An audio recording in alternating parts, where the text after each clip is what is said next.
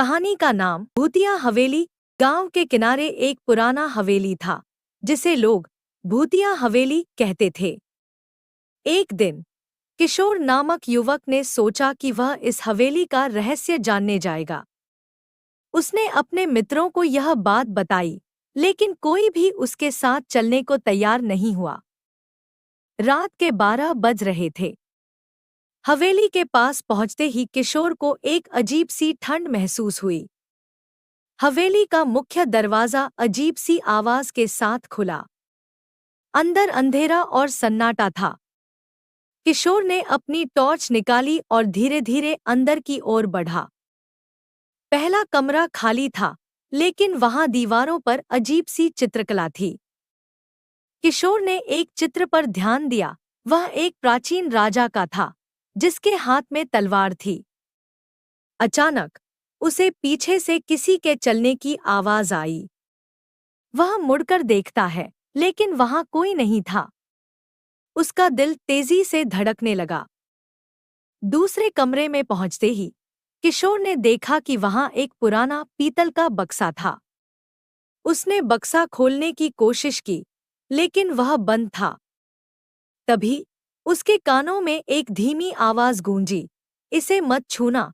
किशोर ने तुरंत पीछे हटकर देखा, लेकिन वहां कोई नहीं था।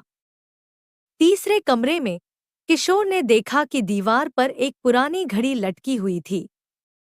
घड़ी की सुइयां एकदम बंद थी, लेकिन जैसे ही किशोर ने उसकी ओर कदम बढ़ाया, घड़ी अचानक चलने लगी। समय दिखा रहा था 12। किशोर को लगा कि जैसे घड़ी ने कुछ संकेत दिया हो। आगे बढ़ते हुए किशोर चौथे कमरे में पहुंचा, जहां एक पुरानी किताब रखी हुई थी। उसने किताब खोली तो उसमें एक पत्र मिला। पत्र में लिखा था, जो सच्चाई जानने आएगा उसे यहां से वापस लौटने का कोई रास्ता नहीं मिलेगा। किशोर के शरीर में सिहरन दौड़ गई। आखिरकार किशोर आखिरी कमरे में पहुंचा।